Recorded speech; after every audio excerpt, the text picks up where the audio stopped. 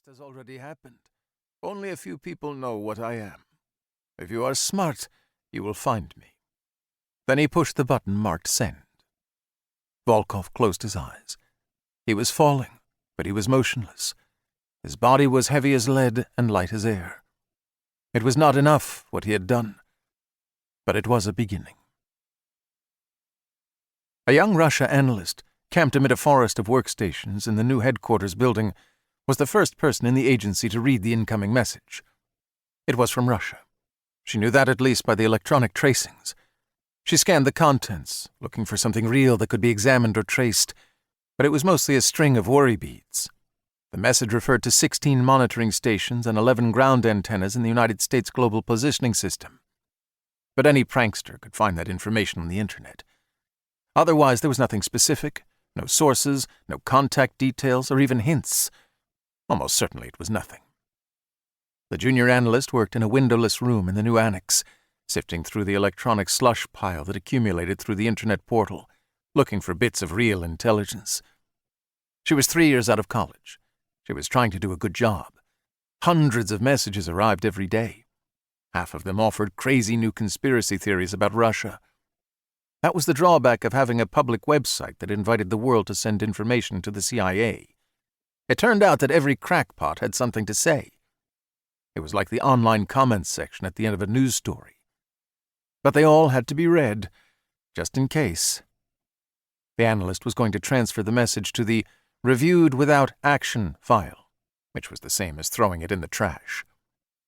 But she read it again, and stopped at the last dark warning. "A war has already begun in space. The worst has already happened." Probably that was nonsense. A drunken old crank, a kid stoned on drugs, or a deliberate provocateur in the SVR directorate that spun out dangles and deceptions. The young woman kept a favorite admonition in a frame on her desk. "The true mystery of the world is the visible, not the invisible." It was a quote from Oscar Wilde. Maybe an older, smarter officer would have discarded the message, sensing that it was a waste of time. But she didn't know enough yet to act by reflex. So she marked the vague, oddly phrased warning for further review, and sent it higher up the chain for someone else to take a look at. But riddles don't solve themselves. There were so many other agent reports, intercepts, surveillance photos, and rumors for the Russia experts to sift through in the hideous war for Ukraine. The message from Anonymous sat in a senior analyst's inbox for days. It might have been ignored altogether, if it hadn't still nagged at the younger woman's memory. She sent a query to Russia House asking if they'd found any collateral to support the dire message from the VW, the virtual walk-in, about killer satellites. The analyst's query created a paper trail.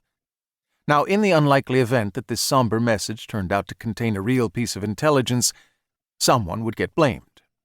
For self-protection, the officer who oversaw collection and analysis about Russian space operations bumped it to the next bracket of intelligence assessment, at the Directorate of Science and Technology, which studied the vulnerabilities of the U.S. space program, among many, many other technology assignments.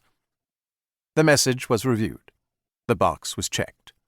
The responsible desk officer described it as an unsourced and undocumented warning of vulnerability in the GPS system, and rated its value as low to moderate, with a 20 to 30% chance that it contained actionable intelligence. His supervisor declined to take further action. Volkov waited in Moscow for an answer, but none came. The dark of the Russian winter deepened.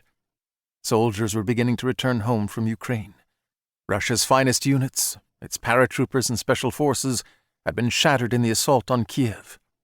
Thousands more men had died in the meat grinder of Bakhmut.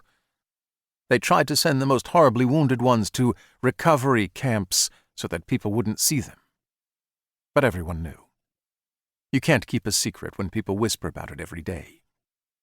The soldiers were ashamed of themselves, even the badly wounded ones. That was the worst of it. Volkov's son Dmitri had a favorite passage from Tolstoy's War and Peace. Before he died, he had framed it on his desk at the prosecutor's office. "If no one fought except on his own conviction, there would be no wars." Dmitri had fought on his conviction, yes, but he was gone.